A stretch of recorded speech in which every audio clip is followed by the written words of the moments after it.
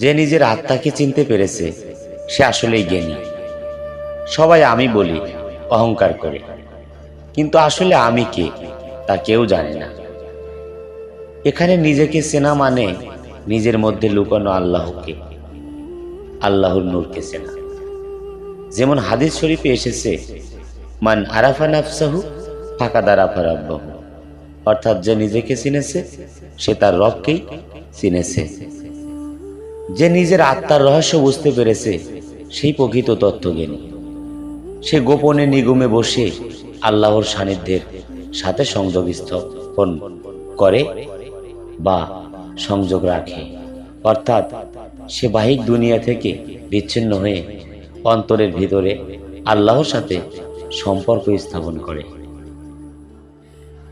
এখানের মালাকুত, লাহুত, জবরুত ও নাসুদ হলো চারটি আধ্যাত্মিক স্তর বা মোকাম, যা সুফিবাদে আত্মার উন্নতির ধাপ হিসেবে ব্যাখ্যা করা হয়। অর্থাৎ আত্মা এসব জগৎ অতিক্রম করে আল্লাহর নূরের দিকেই অগ্রসর হয়।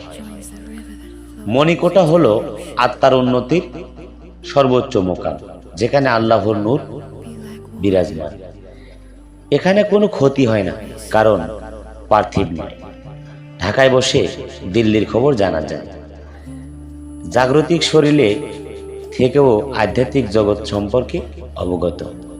সে দুনিয়া থেকেও পরজগতের উপলব্ধি করতে পারে, সত্য জানতে পারে। নিজেকে চিনলেই আল্লাহকে চেনা যায়। আত্মার ভিতরে আধ্যাত্মিক জগতের বিভিন্ন স্তর আছে, আর যিনি সেই রহস্যগুলো বুঝে ফেলেছে, সেই রহস্যগুলো জেনে ফেলেছে, তিনি দুনিয়া থেকেই ঈশ্বরের কাছে পৌঁছে গিয়েছেন, আল্লাহর সান্নিধ্যে পৌঁছে গিয়েছেন, রাসূলের সান্নিধ্যে পৌঁছে গিয়েছেন। এটাই বাস্তব, এটাই সত্য, এটাই আহলে বায়াত, এটাই সুফিবাদ।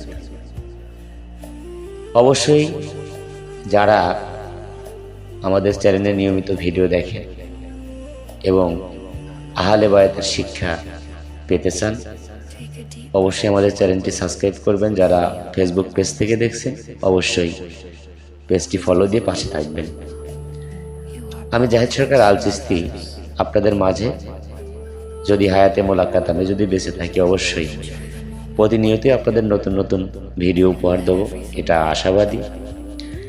আমাদের সংগঠনে যারা ভর্তি হতে চান বা সদস্য হতে চান, অথবা সামান্যতম অনুদান দিয়ে মানব সেবায় অংশ নিতে চান, অবশ্যই আমাদের বায়াতে দোয়া ফোন নাম্বারে যোগাযোগ করবেন।